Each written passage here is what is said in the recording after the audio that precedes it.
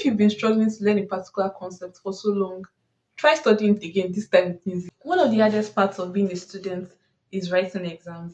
If you're somebody that finds it hard to retain information after studying, then you may just be studying the wrong way. Hi, I'm Toke, a second year medical student at Lagos State University College of Medicine. And in this video, I'm going to be giving you effective, actionable study tips that you can put in place and begin to see results. Before we get into the video, there are a couple of things I want to say first.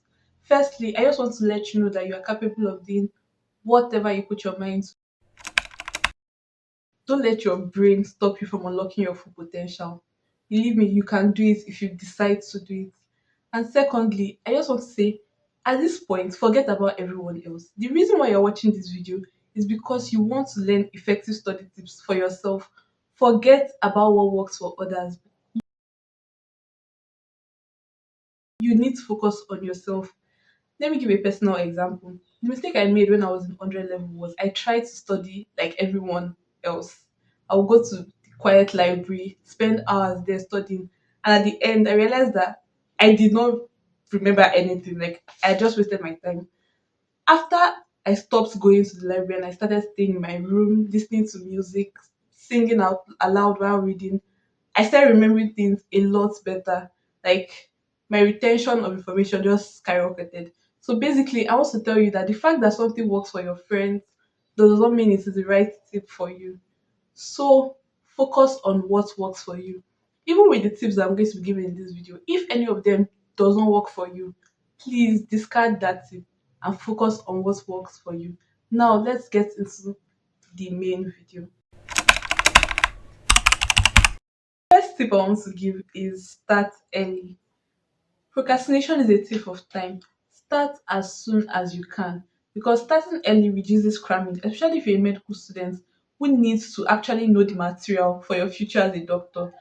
Starting early also reduces anxiety around exams. Like, if you have started studying a particular topic or a particular subject way before the exams, it's going to reduce how nervous you're going to be on the exam days compared to somebody who starts studying 2 days to the exam. So starting early reduces the anxiety around exam periods. The second tip is create a solid weekly or bi-weekly timetable. And when you're creating this timetable, be specific. Don't just put the subjects you want to study on certain days. Put the topics and how far you want to go in those topics. And the reason why the schedule is going to be weekly or bi-weekly so that you can adjust it and you can make it as flexible as possible. So that if you have anything that you need to learn for a particular test or something that came up unexpectedly, you can always adjust your timetable. And the reason why it's good to have this timetable already is because it takes away the decision making right before you're about to study. So when you're ready to study, you don't have to start thinking of what to study and how far you're going to go while you're studying. You already know what you want to study, so you can get right into your study. The third study tip is don't write notes. I know this sounds crazy. It sounded crazy to me too, because I used to be an avid note taker. But I realized that I was just copying everything verbatim from either my lecture slides or from my textbook. So I've stopped taking notes. There are a few things you can do instead of taking. Firstly, read before your lectures so that when you go to your lecture halls, instead of now copying notes, you can make questions out of the notes. So whatever your professor says or whatever you can see in your PDF slide, write it out as a question, phrase it as a question instead of writing a note. Another thing you can do is record voice notes. So whenever you're in class or you're wherever studying on your own, record voice notes of whatever you would need to remember. It saves time and it is very easy. Like, it's very low effort, it saves time. And when you finally want to review the information you've recorded, it's in your voice, so it makes it easier for you to remember. So that's something else you can do instead of just copying notes and writing notes verbatim from your textbooks. Another thing you can do is you can make flashcards. So after you read whatever the study material is and you've read it like once or twice, If you have a device that has a split screen, split your screen and make flashcards. You can use flashcard apps like Quizlet and Anki to make your flashcards. Flashcards are basically um, cards with a question on one side and the answer on the other side. So make flashcards and review them regularly. Because of how easy it is to review flashcards, you can review them wherever you are, whether you are on a queue waiting for, I don't know, anything, you can review them on the go because they're probably going to be on your phone and they're going to be very accessible to you. So tip number 4 is study with friends. This is very important. Like, I cannot overstate the importance of this tip.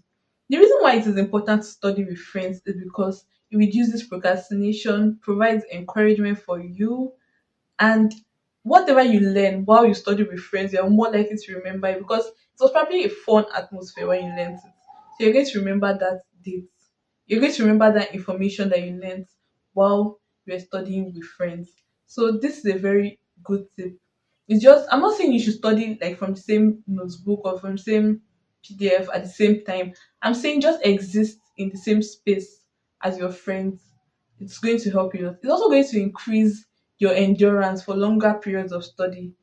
If you study in a group with your friends and you're studying for 5 hours, it's going to be way easier than studying alone and trying to study for 5 hours. So there are so many benefits to studying with your friends. Please do not be a lone wolf. Study with people who are in the same situation as you. Study tip number 5 is active recall. If you're somebody who has ever researched how to learn effectively, how to study effectively, then you've definitely seen active recall. And what is active recall? Active recall is basically forcing your brain to remember the information that you need to know. Okay, so how can you do this? The first thing I'm going to talk about under active recall is using past questions. Past questions are extremely important. The importance of past questions cannot be overstated because you need past questions to be sure that you remember or you understand the material you studied.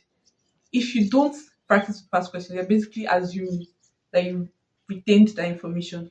So using past questions helps you to know your strengths and your weaknesses. Another advantage of using past questions, it helps you know what the format of the questions are going to be like. So you're not going to go into your examination or completely confused and not knowing what to expect at all. Another thing I'll talk about under active recall is the Feynman technique. The Feynman technique is a four-step learning process by Richard Feynman. For this technique, before we even get into it, I want you to get a new notebook just for this.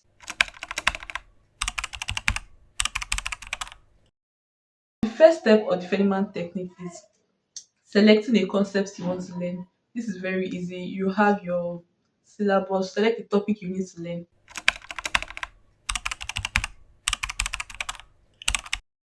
And the second step is explaining it as if you're explaining it to a child. So in the notebook that you've gotten, explain whatever concept you selected, whatever topic you selected. Break it down as if you're explaining it to a child, to a 6-year old in that notebook.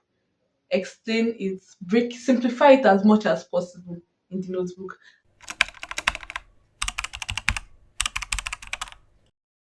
And the third step is identifying the gaps in your information and filling them up from the source material.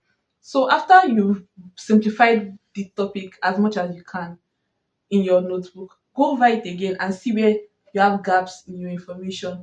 Go back to your source material, fill in the gaps with the source material.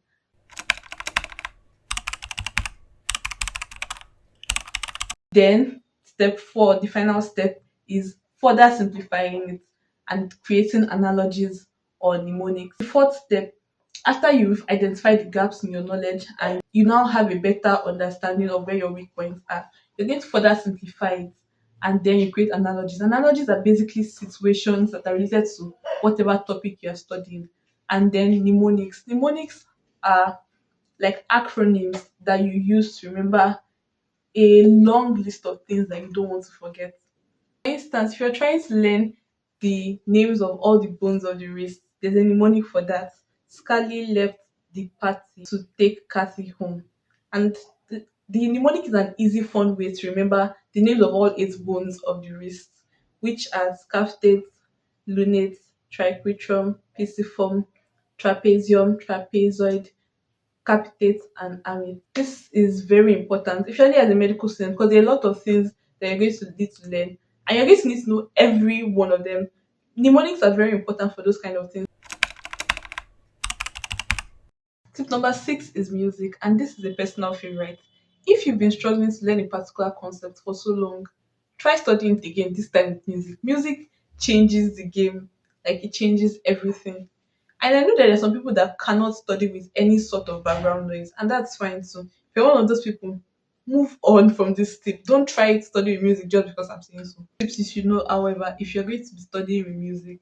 Number one is don't study with unfamiliar music. Personally, I study while listening to Beyonce. Like, I don't study without listening to Beyonce, to be very sincere. That's what I do. And it's because on a normal basis, I listen to Beyonce every time. Don't study with unfamiliar music. Don't start listening, don't start discovering new music while you're studying. That's tip number one. Tip number two is don't study with loud music. Something you can do is you can make whatever device is playing the music for you stay in the background, so that the music is kind of like background noise, and it's going to help you like that. Or if you're going to be using your headphones, reduce the volume. Don't study with loud music that will overpower your brain basically. And another tip is you can consider listening to songs without lyrics. Some people love that. They love to listen to white noise or rainy sounds while they read. That doesn't work for me personally, because I rather listen to Beyonce, like I said initially, while I read. But figure out what works for you. Try all of these tips. Another tip that is very important is don't listen to music while you're trying to learn items on a list. So if you're trying to learn something like processes involved in this, don't listen to music at that point, because you're not going to understand anything. You're not going to be able to remember. If you're listening to music before and you got a part in your textbook where they have steps involved in this process, pause the music, learn the steps, and continue. Don't try to listen to music while also learning items on a list. Okay? And now let's move to our final tip of the day. Tip number 7, which is employ visual aids. So use visual aids like YouTube, use charts, use pictures, use diagrams. YouTube is very important. YouTube saves lives. There are a lot of channels on YouTube that teach people, that break down complex topics a lot. Like, they simplify those topics so well. Discover those channels. If you would like me to make a video recommending some channels, please leave a comment and I'll be sure to make that video. Another thing you can do is you can use pictures and you can use diagrams, especially as a medical student, because whatever exam you're going to write, you're going to be asked to draw a diagram. So practice with diagrams now. Draw diagrams, learn their labels, and you can also use the image occlusion feature on Anki. It allows you to put an image and, like, let's say, cover parts of the labels of the image, so that you have to know what a specific label is supposed to be. You can use that feature too. And I have an extra tip for you. So I lied when I said wait. I lied when I said we're discussing the final tip. And this tip is relate new information to old information. This is very important. It helps to build learning pathways in your mind. So let's say you were reading last week and you learned this piece of information, and when you're reading this week you learn another piece of information that related to that piece of old information. Relate them, create the pathway in your brain. It will help you remember both the new information and old information. I hope you enjoyed this video. Thank you so much for watching. If you enjoyed this video, please leave a comment telling me how much you enjoyed it, and I'll be sure to make more videos like this. I just want to remind you again that you're capable of doing anything you put your mind to. You're capable of acing that exam. You're going to ace that exam. If you enjoyed this video, consider subscribing to this channel. And don't forget to implement these tips so that you can begin to see results now.